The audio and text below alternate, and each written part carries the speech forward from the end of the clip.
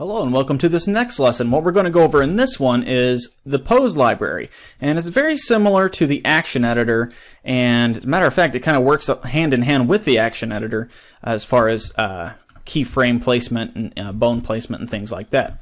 Now basically what you would use the pose library for is just to keep a running list of set poses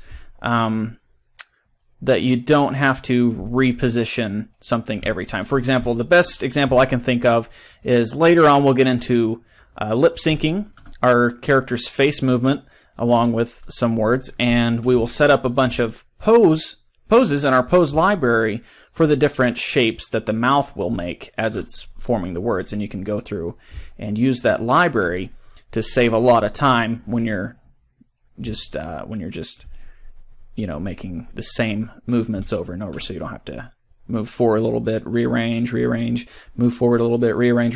You can just move forward, apply this shape, move forward, apply this shape, so on and so forth. It's a lot easier. So, but it doesn't have to be for facial rig. You can do it the whole body.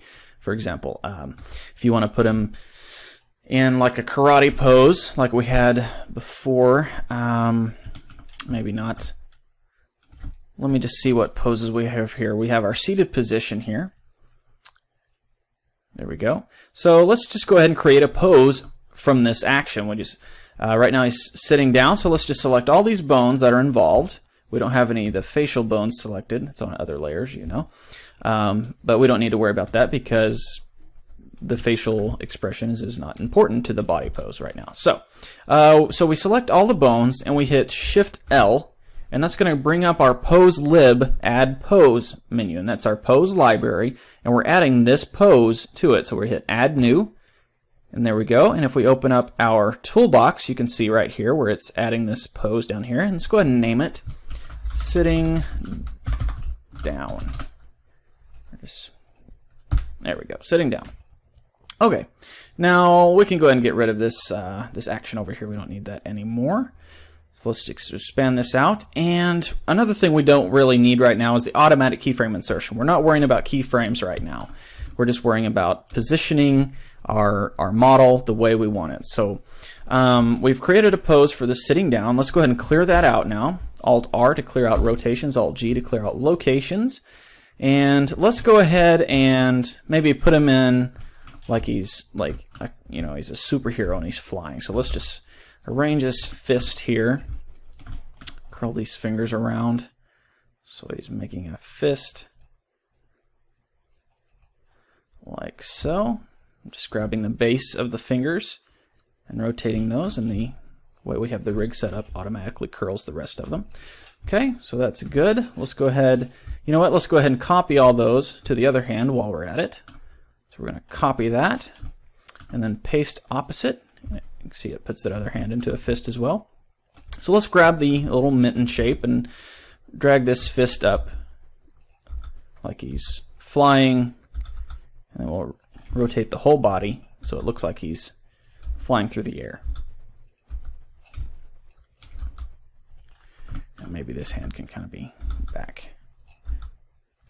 Okay, and then the feet, this one can come up and we'll rotate it. And then this foot here, just rotate down and come up a little bit. Okay, so now he's kind of in a nice flight pose. Okay, so now we'll select all of these bones and we'll hit Shift L to add this pose. We're going to add new, brings it up over here. We're going to name this Flight. Okay, and now let's go ahead and clear them all out again. Hit A to select them all. Alt-G, Alt-R to clear everything out. And now, if you want to apply one of those poses that we did, all you got to do is hit Ctrl L.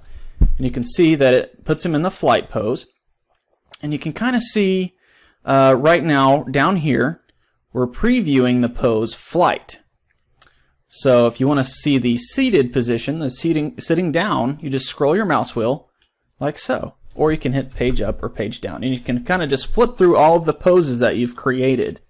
And then when you find one that you want, you just click, and it puts him in that pose. And if you have the automatic keyframe insertion, it'll go ahead and apply keys for all of the bones that have moved.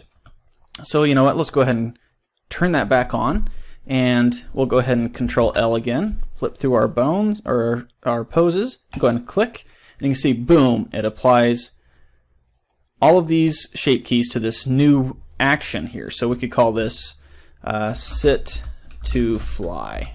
Sit to fly. There we go. Or maybe fly to sit, because we're fly to sit. Okay, so we're starting out in the flight pose.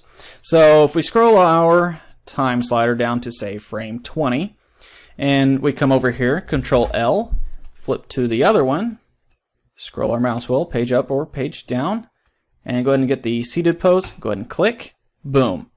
It goes ahead and puts in the other keyframes for that pose.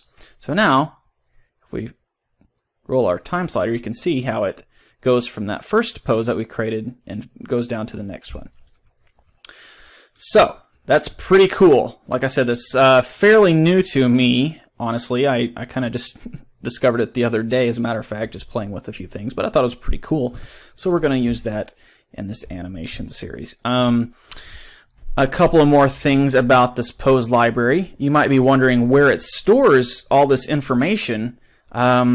Unfortunately, there's really no way to kind of see which poses you have unless you want to delete a pose. And then you can kind of see a list of them. So you go pose. You can do the keyboard shortcuts, like I said. Shift L adds a pose. Ctrl L applies the pose. Or you can go to the pose menu there and go up here to pose library. And you can browse the poses. And then you just scroll up and down just like we did when we hit Ctrl L. And you can just right click to cancel out. And then if you want to remove a pose, you go Alt L, or you can click right here, and then you have a list of which ones you want. And you can say, oh, I've already got sitting down, let's do standing up or something, later on. You can see which ones you already have. And if you don't want to delete one, just mouse out of the selection box and just cancel that out. So that's the way to kind of view which ones you have. Now, where it stores this information is in its very own action here. So if you click on here, you'll see it added another action to our set here, PoseLib. And that's our pose library. And you might notice when we added a pose, it said pose on frame 1, and then the sitting down was pose on frame 2. And what that means is it's applying those poses to these keyframes here on this PoseLib action. So this is where it's storing our information. So if we were to create a third pose, let's go ahead and do that. Let's just grab all these guys, and you know what, let's just clear everything out, okay, just to have the default pose. And we're going to go Shift L, add a new pose, and we'll just call this one default. Okay, and you see it's putting it on frame 3, and boom, it put that on frame 3. So since I was on frame 2 right here when I cleared out the pose and everything, it went ahead and since I had the automatic keyframe insertion, it went ahead and overwrote those frames. So you got to be careful when you're playing with this. So you know what? Let me just Control Z a couple of times. There we go. I'll turn that off. Okay. Now we'll grab everything. Alt R, Alt G, clear them all out, and then select everything. Shift L to add it. And now we'll add it, and we'll say default. Boom. And now you can see, since I had the automatic keyframe insertion turned off, it went ahead and kept that pose this time. So these are the poses that we have set up. You can kind of just scroll through which ones here. The only problem with this is you can see which ones you have, but you can't see the names of them. The only way you can see the names of your poses, to my knowledge, is just Control L and then just scroll your mouse wheel and you can see the names of them. So anyway, so that's, like I said, that's a quick little awesome little tool that you can use to quickly, have a lot of default poses that you can go through without having to set it up each and every time. So that will be it for this lesson, and in the next lesson we are going to get into the nonlinear action editor. So I'll see you then.